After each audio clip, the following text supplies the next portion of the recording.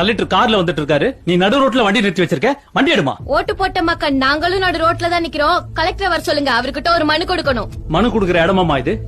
எது வந்தாலும் கலெக்டர் ஆபீஸ்ல வந்து கொடுமா. இப்ப கிளம்புமா. 6 மாசமா மனு கொடுத்துட்டு தான் இருக்கிறேன். மாடு அசை போடுற மாதிரி அந்த அப்பாவி மக்களோட மனுக்கள் அந்த கலெக்டர் ஆபீஸ் மென்னத்தின் அசை போட்டுட்டு தான் இருக்கு. என்னமா பிரச்சனை? வணக்கம் சார், வழி மறைச்சு மனு தரதுக்கு மன்னிச்சிடுங்க. என் பேர் கௌசல்யா, கரியம்பாளையம் கிராமம், கள்ளக்குறிச்சி மாவட்டம். கரியம்பாளையம், எடுத்தனூர், சீர்பந்தல், சின்னமணியந்தல், பெரியமணியந்தல், திருவரங்கம், கடம்பூர், மரூர், புதூர், ஓடியந்தல், இளையனார்குப்பம், அழுதங்குடி, மாடம்பூண்டி, சின்ன கொல்லியூர், பெரிய கொல்லியூர்னு எங்க சுத்த வட்டாரத்துல இருக்க 15 கிராமத்துக்கு 10 ஒயின் ஷாப் இருக்கு சார். ஆனா ஸ்கூலு 2 தான் சார் இருக்கு.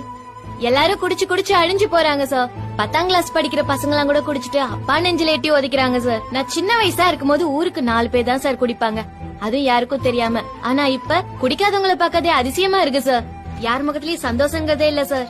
குடிச்சு குடிச்சு குரங்கு மாதிரியும் தேவாங்க மாதிரியும் தான் சார் இருக்காங்க. முக்காவாசி வீட்டுல பொம்பளைங்க உழைச்சுதான் சார் புள்ள குட்டிய படிக்க வைக்கிறாங்க, சோறு போடுறாங்க. பொம்பளைங்க தாலி அறுத்து அரசாங்கம் லாபம் பாக்கலாமா சார்?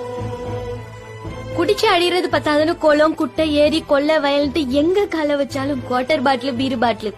ஒயின் ஷாப்பை திறந்து எல்லாரையும் குடிக்க வச்சு மக்களை மட்டுமா சாவடிக்கிறீங்க, இந்த மண்ணையும் சாவடிக்கிறீங்களே சார்.